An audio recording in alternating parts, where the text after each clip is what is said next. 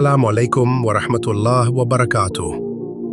आज हम बात करेंगे उस दिन के बारे में जिसे नबी करीम ने तमाम दिनों का सरदार करार दिया।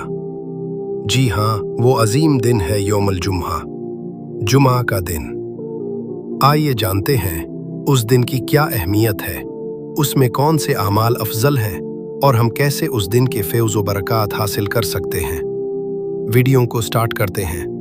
इससे पहले हमारे चैनल वॉइस ऑफ केस को सब्सक्राइब करें ताकि आने वाली वीडियो का नोटिफिकेशन आपको मिल जाए।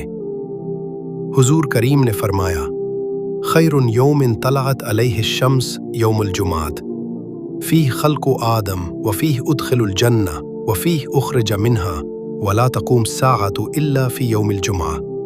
सही मुस्लिम।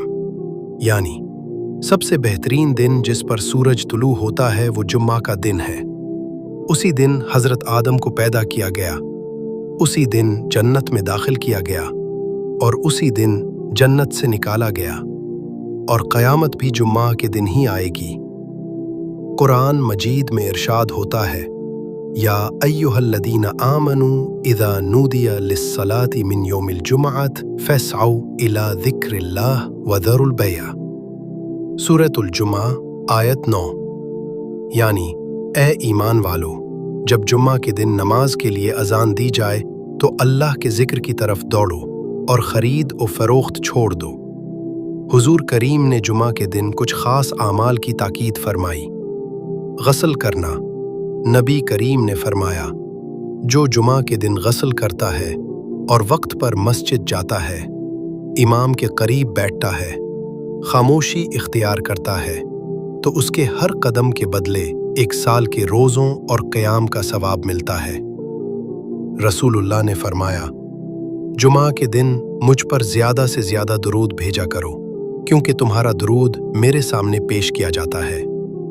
हज़रत अली से मरवी है कि नबी करीम ने फरमाया, जो शख्स जुमा के दिन सूरा कहफ की तिलावत करे उसके लिए नूर होगा अगले जुमा तक।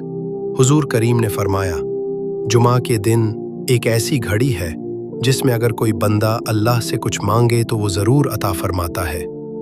नबी करीम ने फरमाया, जो शख्स 3 जुमे सुस्ती की वजह से छोड़ दे, अल्लाह इसके दिल पर मोहर लगा देता है। अल्लाह ताला हमें जुमा की कदर करने की तौफीक अता फरमाए, आमीन। अगर आपको ये वीडियो पसंद आई हो तो लाजमी शेयर करें ताकि ज़्यादा से ज़्यादा लोग जुमा की अहमियत को जान सकें।